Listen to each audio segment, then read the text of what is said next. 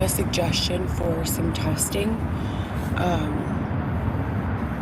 I think it's important to do a test on pregnant women, not pregnant women, men, and break it into age ranges every 5 years. Find a candidate for every 5 years. And measure releases of hormones and their effects on the brain and areas of the brain with regards to being bullied and harassed, beaten and abused, in a natural state of calm, in a heightened state that's natural, but not a paranoid, unjust paranoia, a just paranoid state. So like work with people from situations that cause them to normally get anxious on a regular basis. You can't so much factor in poverty because, this is its own lesson, once a person becomes accustomed to a lifestyle, like the very first day that they threw me out of my house, I cried hysterically for about 7 hours in public. I told every single person who I passed at Starbucks, oh my God, they just threw me out of my house for no reason. All these bags is all I have left. Can I please stay in here while I try to figure something out? I have no one. I don't know what I'm gonna do. And I'm like literally having an entire nervous breakdown in Starbucks. Oh my God, what a shit show. And now I've been in a tent for almost, how many months? Like 12, 14 months. 13 months. No, it's been since February 15th, 2022. 23. Almost 12 months. So almost, when the baby's due on February 15th. And I cry about it occasionally, but maybe like for 5 or 10 minutes a day, you know? Sometimes more than once a day. But literally, we get used to what we're forced to live through. So for this study, I say find someone who is typically in a heightened state of anxiety regularly, like 4 to 7 times on their own because of what's going on. Don't curate conditions for people, you know? And then the effects on different organs and et cetera and so forth. And then overall well-being, cortisol, and then do the exact same thing on with marijuana. Basic flower plant marijuana, give 2 or 3 inhalations, that's it, and take all the same measurements,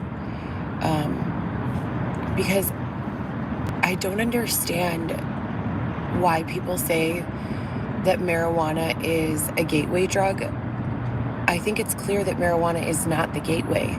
Marijuana is a cure, but if you abuse it, just like anything else, a medication, a relationship, whatever, it will, not be as effective. So I just think that those numbers would be really pertinent to understand. Maybe get someone who already uses marijuana for chronic pain or anxiety, and if they get pregnant during the time, even better. But it would be also interesting to do the same thing on women who are taking pain medications or psychotropic medications during pregnancy. I'm sure studies like this have been completed, but I think that it would be important to complete them again, especially when we're prescribing medicinal marijuana regularly and giving people marijuana cards. But then we're saying, well, not if you're nursing, well, not if you're pregnant. Well, what's the solution for this demographic, especially if the doctor is indicating a psychotropic or a pain medication? I am pregnant right now, and I would never take a psychotropic or a pain medication, due to the really, really high risk of passing toxic amounts to your placenta and then your baby. Marijuana, I don't feel the same about. Marijuana, I feel, is natural. I feel if you have to pass something through, rather than a benzo, why wouldn't you choose a marijuana? You know what I mean? A plant. But I could be wrong. I don't think I am. And I think that I don't have, brain scans or regular lab work on myself, but I really would like to be a part of a study like this. I think that it would serve a lot of people a great deal of purpose and benefit a significant portion of the population, not just with regards to like Parkinson's disease, but in regards to any chronic pain. And that can be emotional, that can be physical, that can be spiritual.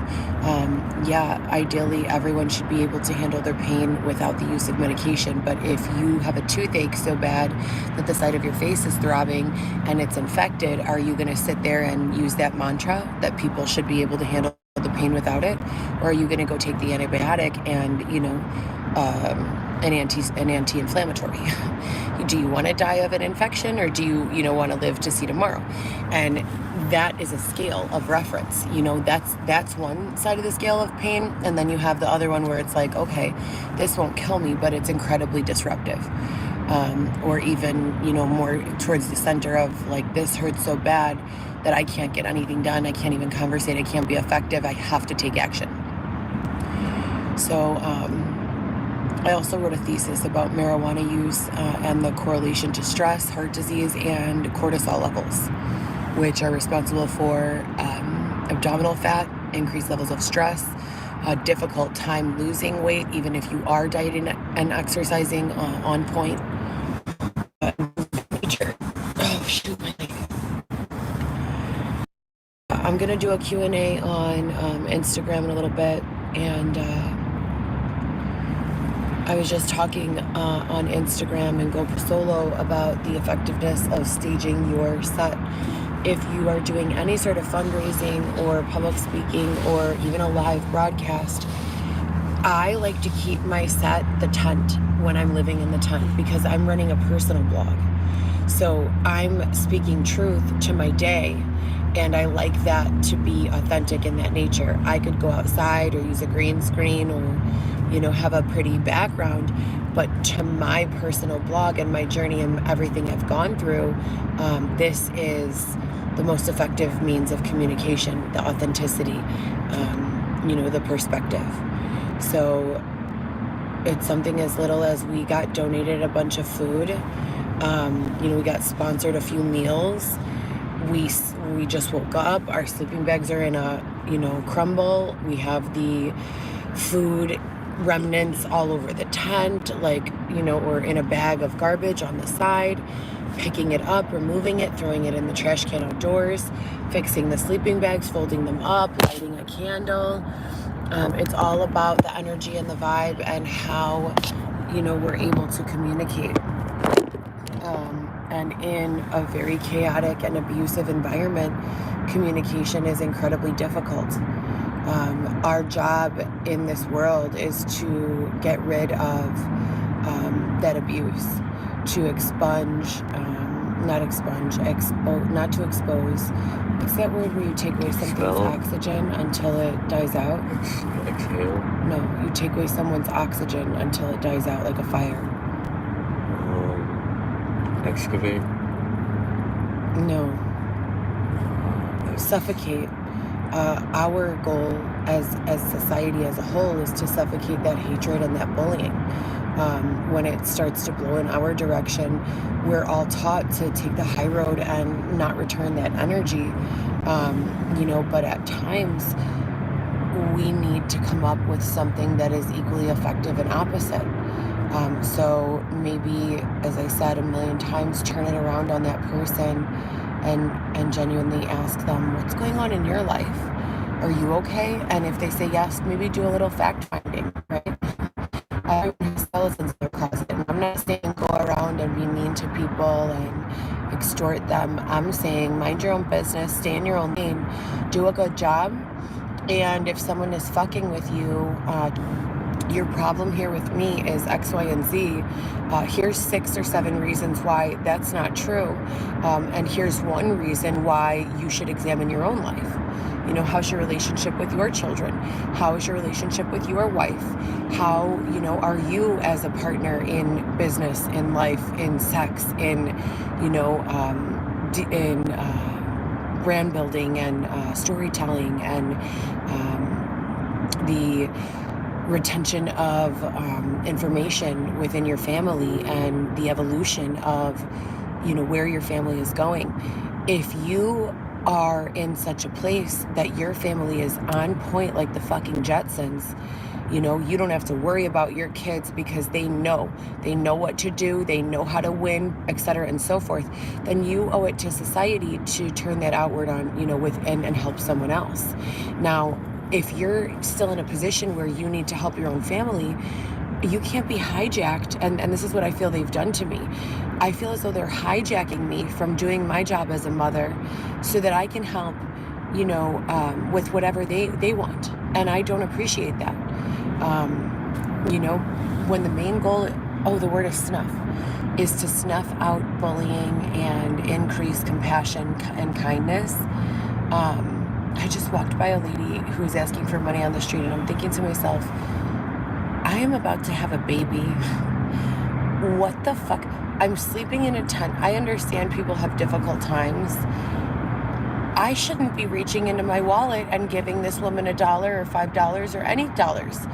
I have no money, but I can't help myself. It's like almost automatic. I have $10 in my wallet, so why wouldn't I give one of those dollars to someone who is homeless, right? Why wouldn't I?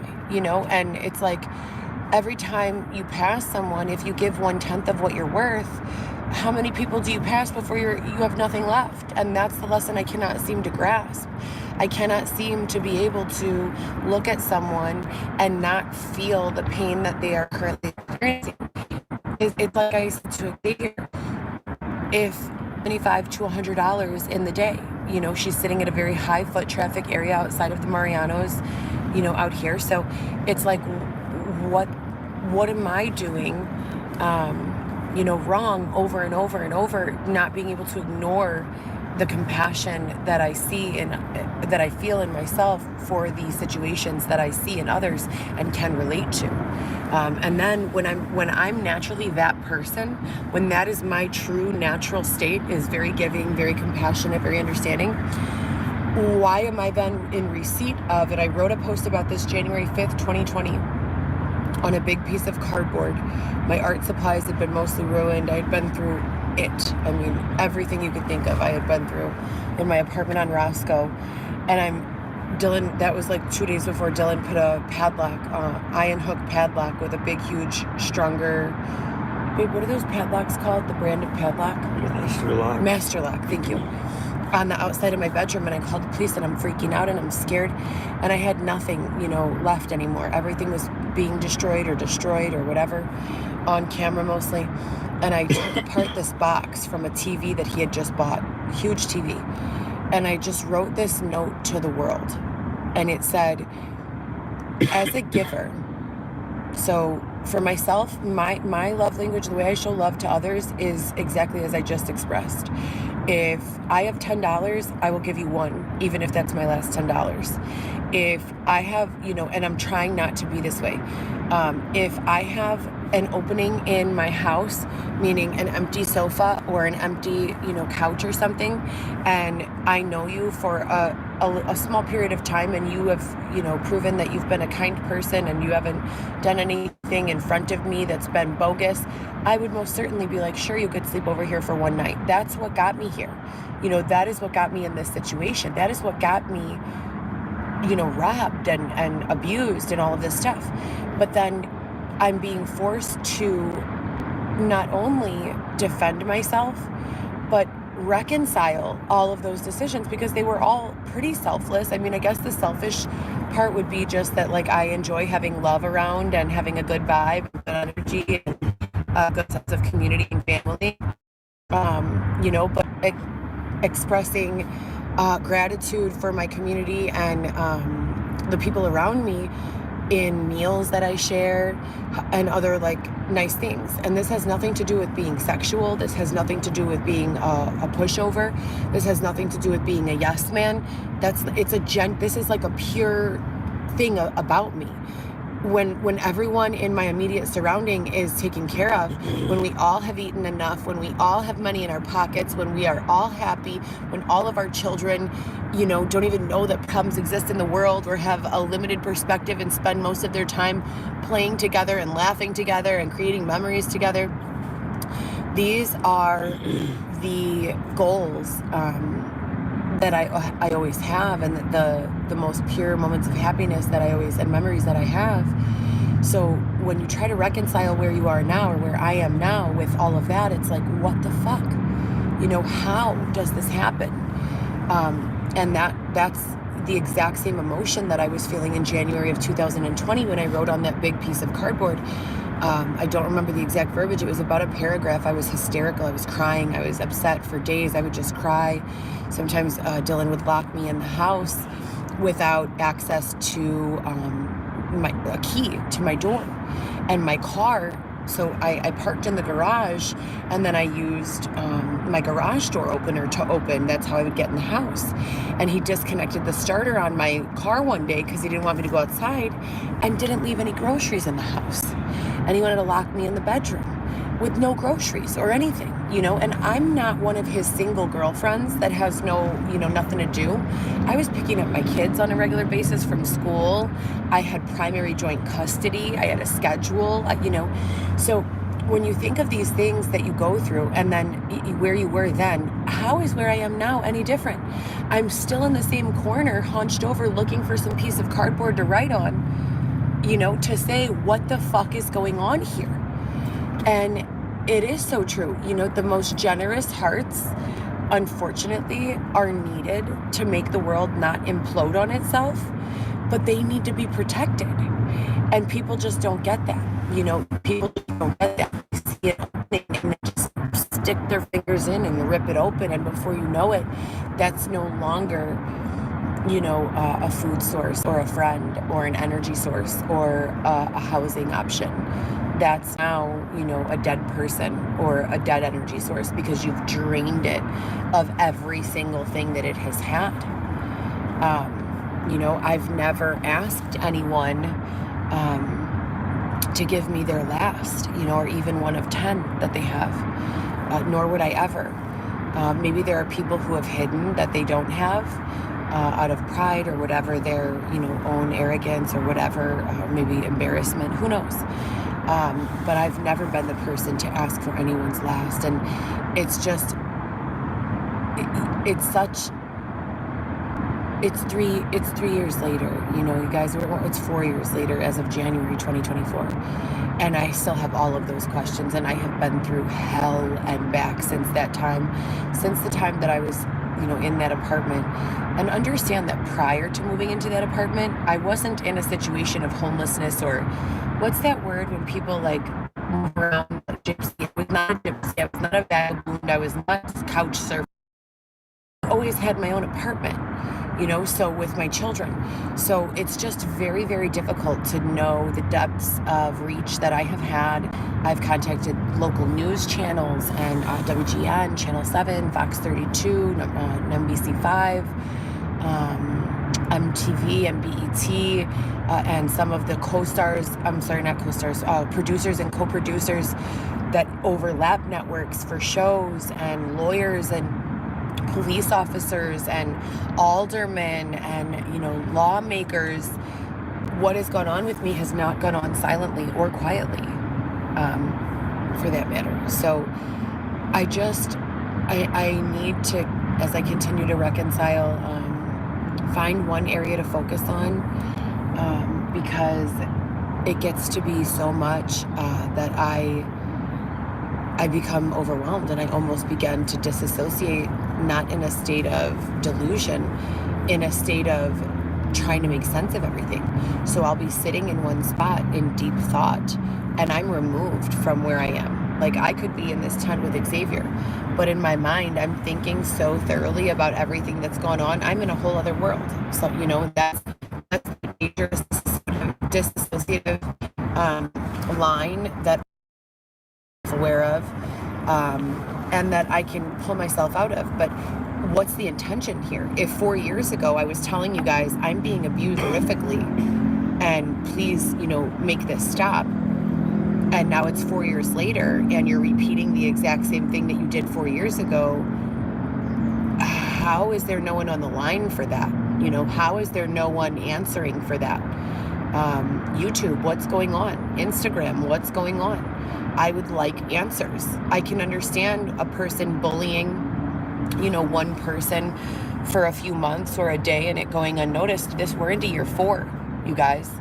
I know that the AI has got to be much better. And if I'm a 36-year-old woman and I can't trust you platforms to protect me from the same belligerent, slanderous, libelous, detrimental rhetoric and abuses that I was experiencing 4 years ago for no real reason at all, how can I trust any child or, young person to use these platforms safely? In the name of ethics and morals, I have a hard time saying no to simple things like warmth and food and shelter. Like, these are basic things. But then I find out that my kid's aunt was deported to Mexico. And she's been in this country 20-something years, working, 10 to 12 hours a day in factories, just bought a house, has worked her entire adult life here, has no criminal record, doesn't do anything wrong, goes home, goes to work, goes home, cashes her check, cooks her meals, cleans her house, goes to sleep, and you people have deported her. I'm a natural-born American citizen, and I'm sitting outside in a tent, and then we have 20,000 refugees that are about to be placed for the second time in 4 years. I'm sorry, in 2 years. The second time, 20,000. Do the research. And I have to hear about, that I'm a big, disgusting, fat, ugly bitch. I'm 7 months pregnant, about to have a baby.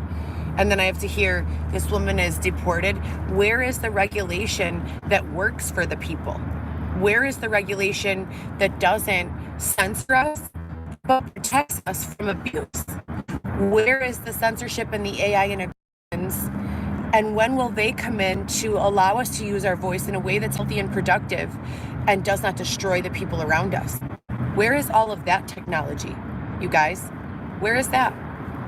And I think that in the sense of being generous and compassionate and kind, you have to consider that will be a significant portion of your users. And if you don't want to have kind, caring and compassionate people on your platforms, you at the very least owe them the protection and peace of mind to utilize the space in a way that is safe and free from abuse. Because otherwise you are part of the problem and you are allowing kindness and goodness and generosity to be extinguished, to be snuffed completely out. Is that the kind of world that you want? I don't think it is. I don't think that's the kind of world that anyone would be able to survive in. I know it's not. So let's save ourselves the time of continuing to repeat this process and stop the abusiveness and start the compassion and start the being logistic and practical and communicating openly and discussing the next steps. This is ridiculous.